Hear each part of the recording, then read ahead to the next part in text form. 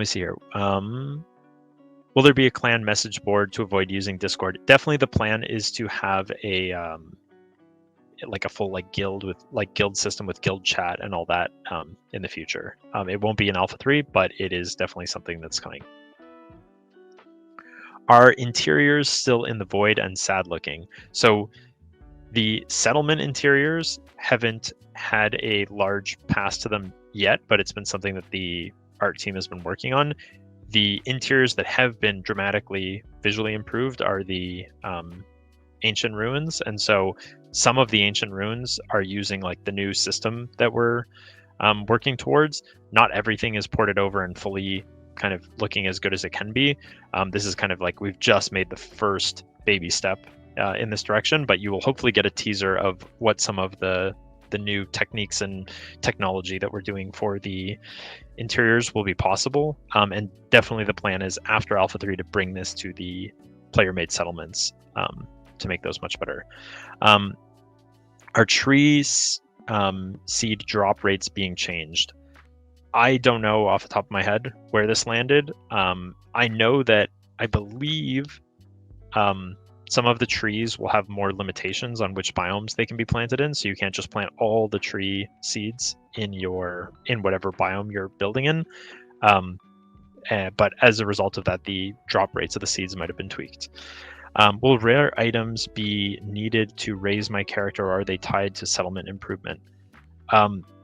Right now, the rare items are tied almost exclusively to settlement advancement, I believe.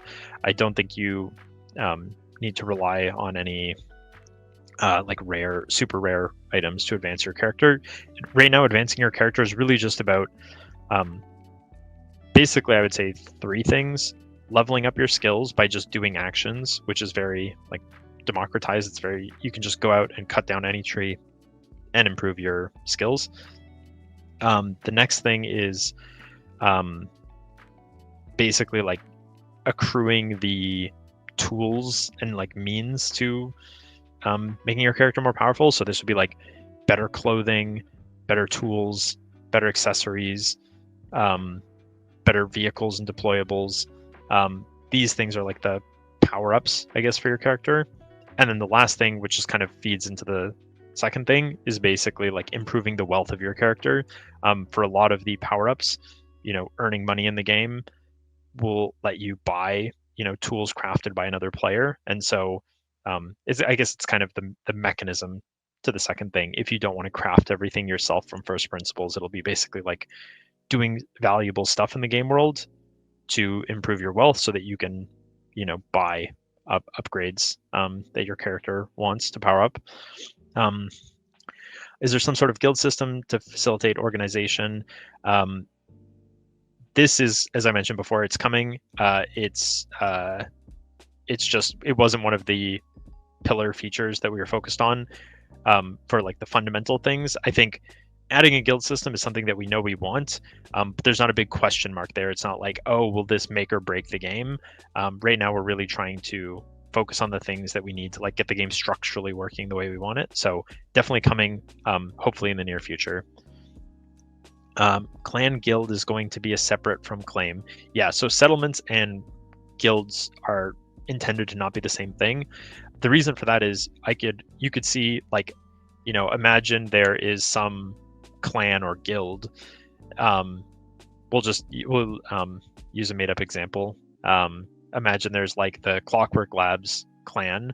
Maybe we want to have 3 settlements that are all part of our clan, and maybe depending on their placement, those settlements might even be in different empires.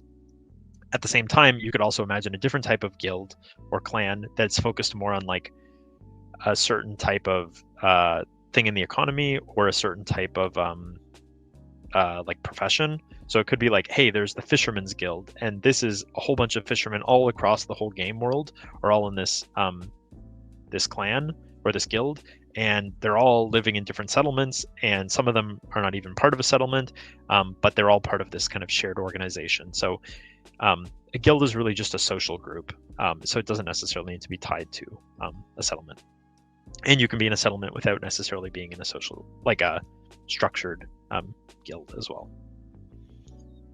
Reposting someone else's question: is the hunting skill tied to monster killing, or are they separate? So this is a great question, and it's something that we had to make some kind of challenging decisions around for Alpha 3. We have an ultimate vision for this that we had to make some compromises on for how we ship this in Alpha 3, just so that's, I guess, clear. Right now, these are completely separate for reasons that I can get into another time, but basically, we didn't want to completely disrupt the place that the hunting skill had in the kind of profession economy, and while also kind of being able to not be super limited in what this like monster slaying kind of addition was adding to the game. And so the way that this is set up right now is that you have a hunting tool, which is like the hunting bow and knife, which is used for hunting. And hunting is exclusively attacking animals that don't fight back. So it's basically like chasing down enemies with the bow, like animals, and shooting them and then getting them. And those types of animals will yield hides and meat and the stuff that you're used to dealing with. There's a completely separate side of the game, or like activity in the game, that we call like monster slaying. Which is basically around using the weapons that we showed earlier on stream, the swords and the hammer and the shield and the spear and all that, to fight monsters that fight back. So right now you can't use like the hunting bow to attack the monsters. You can't use the two-handed swords to kill a deer. Basically, the game kind of hand waves this a little bit right now and saying that like, oh, this sword will damage the hide, or this bow and arrow can't damage this creature's hide or something like that. But basically, we just decided for right now for Alpha 3 to keep these separate. We're definitely looking at ways that we can like integrate these together in the future and have it not feel like an artificial limit. But right now there is a bit of a limit there, just to not disrupt the kind of existing way that the content worked for hunting. Any news on socialization thing, friends lists? This is kind of in the similar boat to guilds, in that like we know that there's not really a question around this feature, and there's some questions around there are some bigger structural changes that we knew the game needed to be in a healthier state, and so some of that stuff took priority over some of these things like guilds and friends lists that we know we want to do in the future.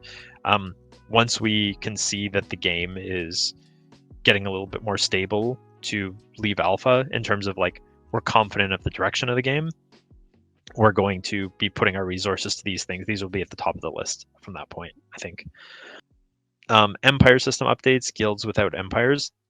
Yeah, so maybe it seems complicated if you haven't played a ton of BitCraft, or you haven't kind of heard how all these things are different. But basically, empires, guilds, and settlements are all separate. Empires are their own scale.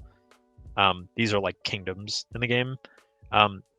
As I mentioned before, guilds in the future, when they're added, and settlements as they are today, will be separate. But right now, what we've found, or like colloquially as we've kind of called it, or people are calling it, like there are certain groups that will generally have one or multiple settlements that are kind of like socially like a clan or a guild. These people generally have like discords where they're taking member applications and having voice channels and stuff like that. But hopefully more of this will be formalized in the game in the future.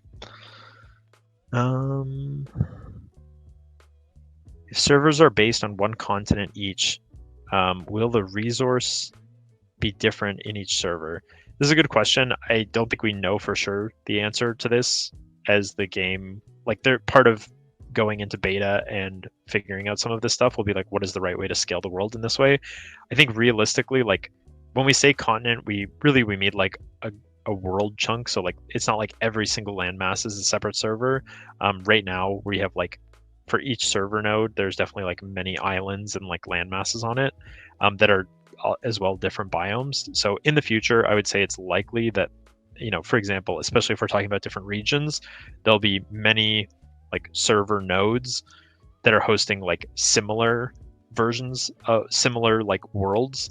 But then there might also be like later game server nodes that have no spawn areas that are like later game biomes. And so you'll have to travel from kind of earlier spawn world nodes to like later game world nodes which will be like spatially separated in the world, but also on different servers, if that makes sense. That's kind of very, very high level how we're planning it, but there's going to be some details that we'll have to figure out and playtest as we get there. Will we be able to pin craft so that we can track its materials needed? This is a great idea. I think we've talked about this internally on the design team, but it's not currently something that you can do in Alpha 3. Definitely something that we'll keep thinking about. There's a lot of new UI and UX changes that we've made. I think it's been a cautious and kind of crazy, cautious in terms of how much we commit to and how we do things, because there's so many things happening at once. We want to be careful that we're not like trying to make too many changes and then these things are conflicting with each other in terms of like their design goals or like what they're trying to do, or hey, we're solving two different problems and we're making new UI and the UI is going in the same part of the HUD. We're trying to figure out, okay, where does everything go? How does everything work? How does this all create a good experience? So I think it's likely that we'll have something for this in the future. It's definitely a problem we want to give some solution for. Usually after the first week or two, they open up sales again. Yeah, I think there's a very good chance that we'll be able to allow some more supporter badges to be stocked before the start of Alpha 3. I'll talk to the team about that. But certainly once the initial like busyness of people at the very, very start of the alpha dies down a little bit, we'll be able to for sure give access to some more supporter badges. We'll also be definitely giving out access to people who don't have supporter badges as well. So just because you don't have a badge right now, of course, if you want to get one and support us, definitely appreciate that. But we definitely will be giving out access to Alpha 3 for people who don't have badges, as we've done for the past alphas as well. Will combat with monsters coincide with hunter profession or a different system altogether? I think I answered this already in a different question, but it'll be separate. In fact, one thing that I didn't mention earlier that's also in like its early stages of something is we've added I guess I'll back up for a second and say, up to this point, all of the skills in BitCraft, which we've more recently been calling professions, have been things that you can specialize in. And so these are things where the game kind of intends for you to pick one of these and pursue it, and you're rewarded more for focusing on one thing rather than just dabbling in everything. We've had a bunch of stuff that people have suggested for being a profession in the game that we in the past maybe had as a profession and took out, or we had thought about and intentionally didn't put as a profession, because these were things that we believed everybody either should be able to do without kind of conflicting with their specialization, or they're things that everyone realistically will want to be able to dabble in or do. And we don't want the game to be kind of discouraging you from doing that, because the game is otherwise encouraging you to specialize. And so these might be things like construction, combat, trading, animal taming, things like that. And so basically what we've done now is we've distinguished these from professions. And so now I believe the terminology we went with for these is professions and skills. And so professions are intended to be something that you specialize in. As it was in the past, you're not locked into any of these. You don't have to like actively select one or anything like that. It's exactly how it worked before. All the professions are the same as they were in Alpha 2. And basically you do these exactly how they were before, but now we've actually distinguished several of these skills that you can also gain experience in. And right now these are very early stage, so they don't have a ton of content or rewards associated with them. The main thing we've done is take existing content in the game and attach them to these new skills. And so now when you're building roads, when you're helping to build buildings in a settlement, you're going to gain construction XP, and that will be able to right now it doesn't really unlock anything, it's not gating anything, but in the future it'll be able to at the very least like give achievements, give titles. So if you're someone who is like a master road builder and you're really indexed into that, you can you can show off that with a title. Or there might be certain construction recipes that you need a master construction person to build in your settlement. So you have to actually like, hire someone to come do a construction for you. We also track XP as you're killing the monsters, so you can like level up your monster slaying skill. I believe there's going to be some other ways to gain XP in some of these other ones as well. I think like exploring the world. Exploration is another one that once upon a time was a profession. Excuse me. And we realized that like, well, everybody wants to explore while they're pursuing a profession. And so we really shouldn't limit that to being a profession. It should be a skill that everyone can do. So I believe that is also going to be back as a skill that you can progress in, but I'll need to double check. Are there any plans for something like cooking, brewing, or for making restaurants or taverns? That would be a cozy way to spend time and get to know each other around the settlement. So this is a great point. On that note, we've one thing we've changed a lot is with the changes to adversity, we've also kind of redesigned the way food exists in the game and like the purpose of it. So food is a lot more about powering up your character now through temporary buffs than it is about restoring stamina. And so now which food you make is a lot more important now, as well as eating food is not something that can just instantly restore your stamina. It restores over time. And so basically like going to a settlement or like stopping off in a settlement and picking up food for your journey is pretty important. But definitely in the future, I think we want to expand on the ability to have this kind of concept of like taverns, or basically like going back to a settlement to like eat food and socialize with players, be a part of like the gameplay loop. Will proximity voice chat ever be a thing? I think we'd love to do it. It's a bit of a technical endeavor because of our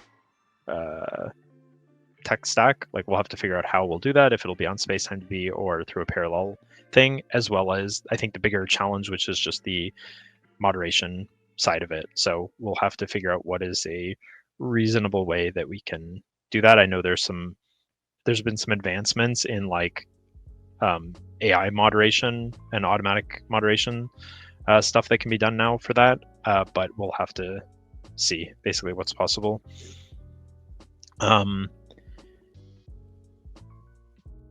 Is hunting improved? It felt really bad in Alpha 2.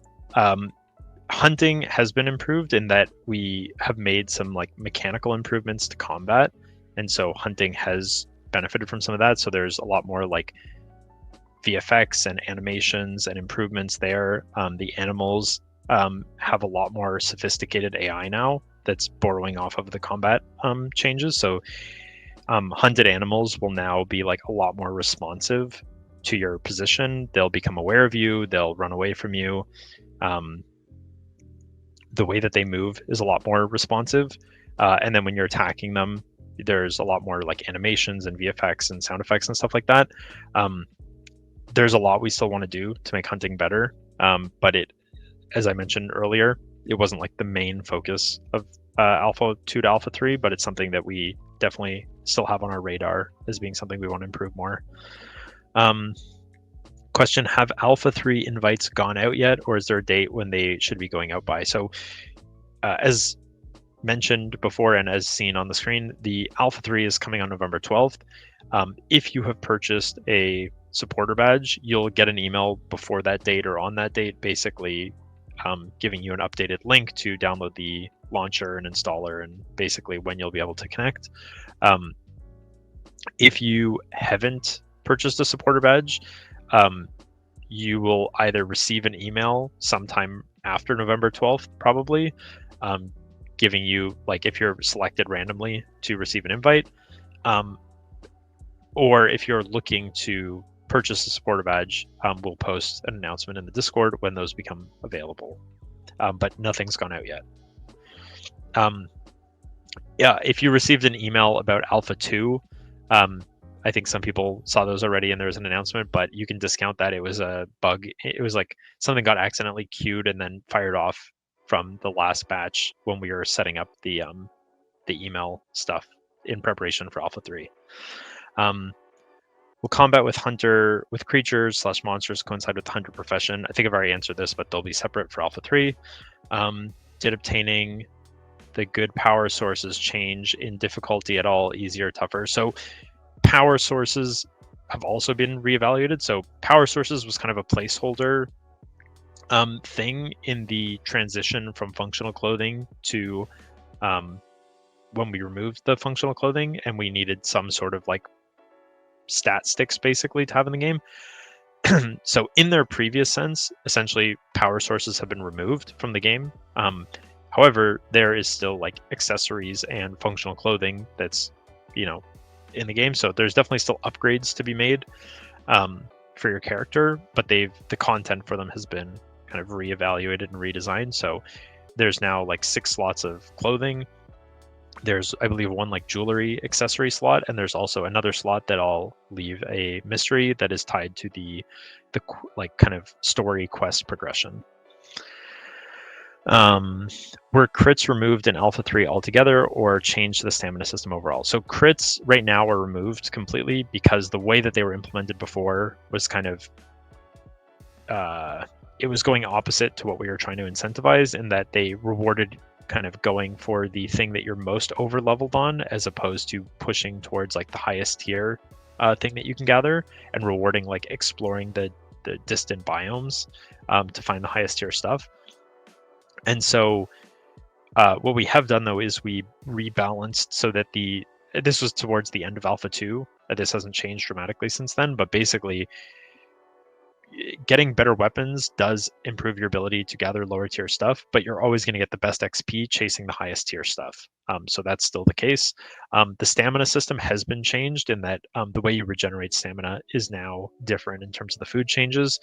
A lot to go into there quickly now, so I'll skip it for now, but you'll be able to see more in the patch notes about how that's changed.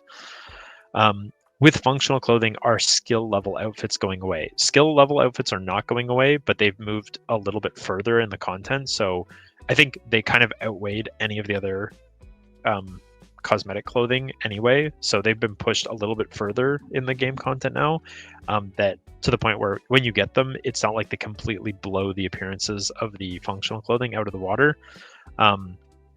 But you basically, the way it works, how does functional clothing and these like cosmetic clothing coexist? Basically, the way it works is you can have items that are equipment, so you can like equip those functional clothing, and they go into your equipment slots. They give you stats.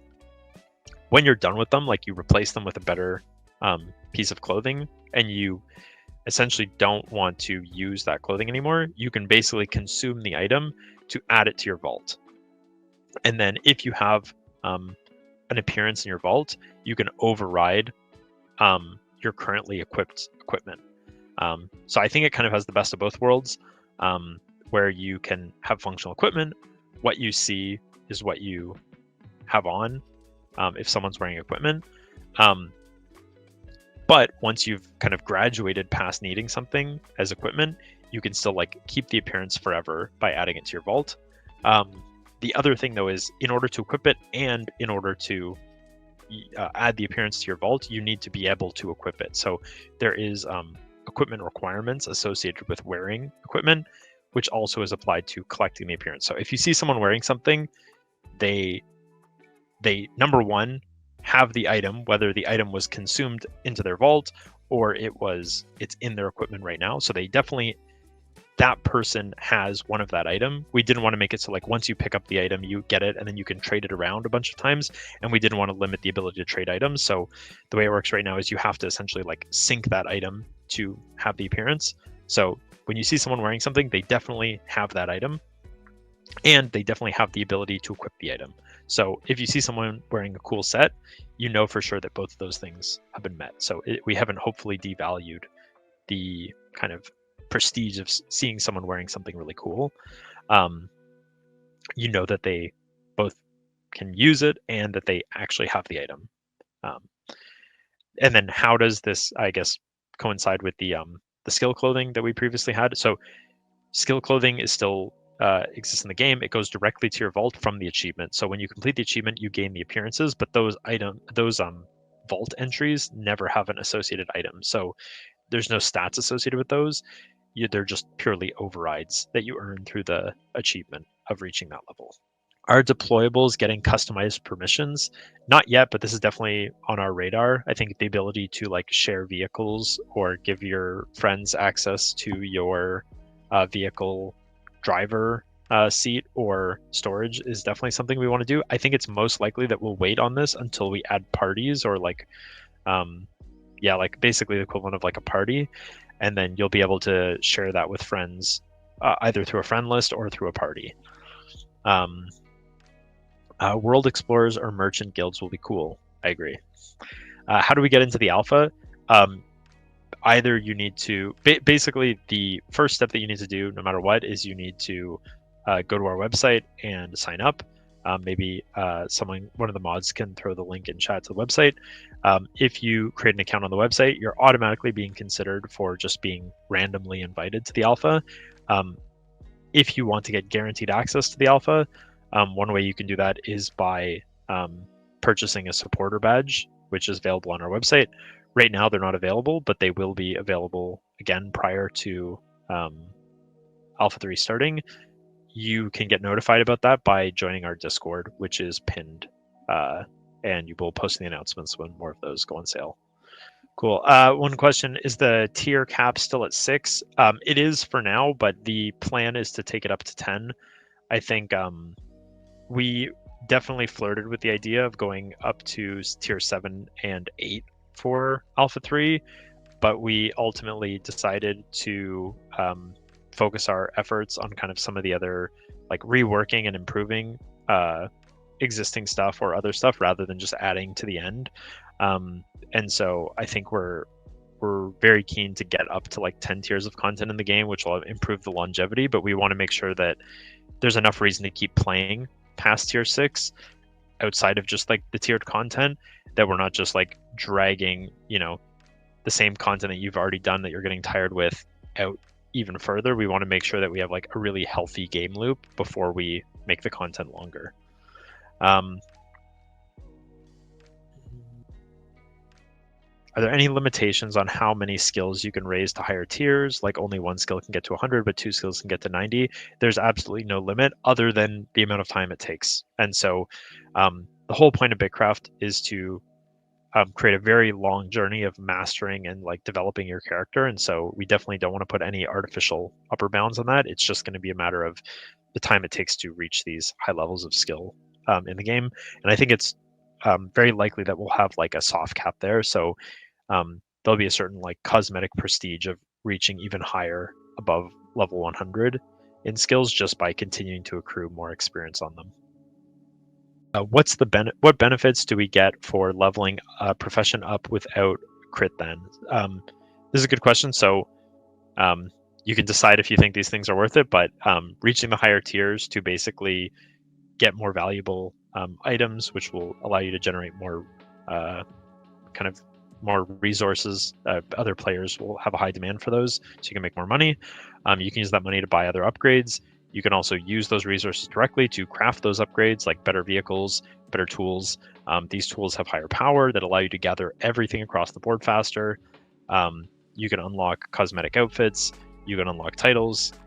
So there's a bunch of reasons to level up your profession. In the future, the plan is to have different gameplay loops that you gain access to. So, as a level 1 fisherman, you might not immediately be able to go out and catch like giant fish in the ocean, but at certain levels, you'll be able to access kind of different parts of content that kind of aren't just the same content from level 1 to level 100. What happens to cosmetic outfits with the functional clothing? I think I answered that. Still no mounts. There might be some stuff coming relating to mounts in Alpha 3, but I'll leave that as a surprise for now. Cool. So I think I made it through all of the questions that stood out to me. I had to skim past a few that I'd either already answered or were didn't have a very interesting answer. Thank you all so much for listening, and I hope, like me, you're very excited for Alpha 3. I honestly can't wait to jump back into BitCraft with everyone. It's been the last few months playtesting internally the Alpha 3 kind of candidates as we've been adding more of these features together has been the most excited I've been about BitCraft in the last year or two. Just seeing how the game plays now compared to how it did even just in Alpha 2 with some of these changes is really it's just like a completely different game. The way that you can just play the game solo on your own terms, by going around to various other settlements and just having your own personal deployables that you slowly progress as you level up and you travel around and you manage your own personal items. It's just such a more relaxing kind of on your own terms way to play without needing to worry about maintaining your claim and having to have like building all of the crafting stations yourself. And the other thing that I would say too is part of the changes that came with this is actually building a settlement. I didn't get too much into this already, but like the balancing of that has been tweaked. That we've playtested this as well internally. Of like starting a settlement now feels so rewarding. It's I wouldn't say it's harder, but it's designed in a way that like building a settlement takes a number of people. It takes a certain amount of prep to even be ready to start the settlement and found the settlement. And as you start to put it together, it's just so rewarding to like flesh out the settlement and like fill in all the crafting stations, reaching the higher tiers. Even just building the wall around your settlement to make it safe from the monsters is like the first most important step. Like definitely no one's going to want to visit your settlement if you don't have a perimeter wall, because there's going to be monsters running into your town and just massacring everyone. So the first thing you want to do is like take a team of people out, found your settlement, get a small wall, build some more walls. Then when it's times of safety, you can like open up the walls and like expand the walls out, and carving out different sections for different professions, and using signposts to communicate, and having markets and stuff that work a lot better by actually having like a usable currency that has value. Just has really like tied everything together. So I'm so super excited for everyone to get to play it next week. Cool. Well, I think we can wrap things up here then.